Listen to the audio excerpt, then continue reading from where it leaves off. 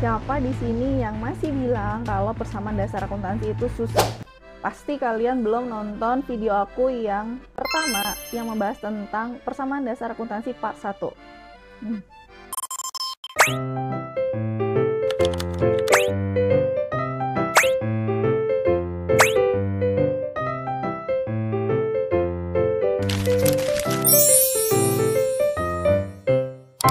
Kita akan lanjut persamaan dasar akuntansi part 2, tapi sebelumnya kalian harus tonton dulu part 1-nya supaya dasarnya tuh kalian mengerti persamaan dasar akuntansi itu seperti apa. Karena di video kedua ini kita akan langsung membahas tentang analisis transaksi di dalam persamaan dasar akuntansi.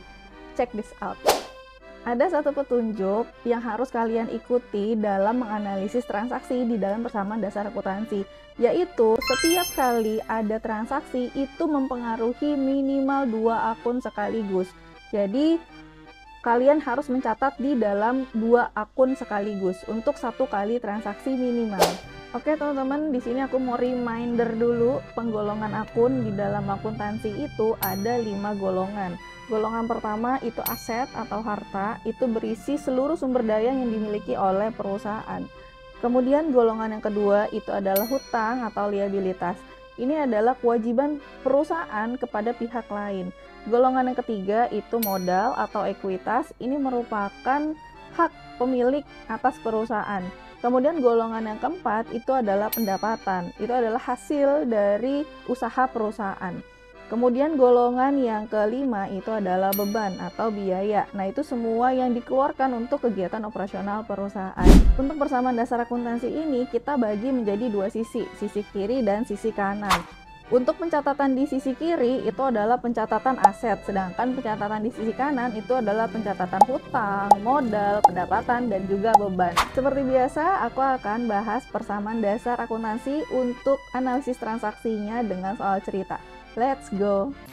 Yang pertama, pada tanggal 1 Desember 2024, Pak Budi menyetorkan uang tunai sebesar 200 juta sebagai modal awal untuk pembukaan perusahaannya di bidang catering. Dari transaksi tersebut, ada 2 akun yang dipengaruhi. Yang pertama yaitu akun kas bertambah sebesar 200 juta, dan yang kedua, akun modal atau ekuitas bertambah sebesar 200 juta. Di sini teman-teman tinggal buat persamaannya ya, ada sisi kiri dan sisi kanan.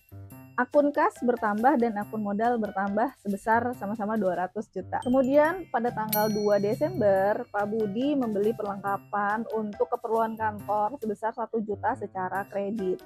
Nah, dari transaksi ini ada 2 akun yang dipengaruhi. Yang pertama, akun perlengkapan itu ada di posisi harta atau aset bertambah sebesar 1 juta.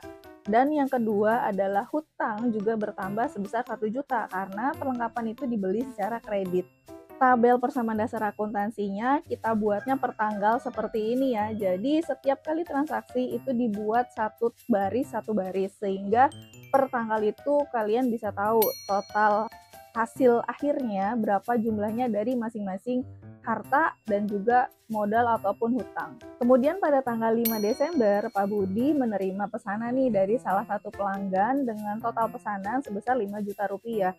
Dan si pelanggan tersebut membayarkan DP sebesar 1 juta, sisanya dibayarkan setelah pesanan tersebut selesai. Dari transaksi tersebut ternyata ada 3 akun yang dipengaruhi. Yang pertama, adanya pendapatan yang diterima oleh Pak Budi sebesar 5 juta, itu kita catat di dalam kolom ekuitas atau modal karena pendapatan itu menambah modal.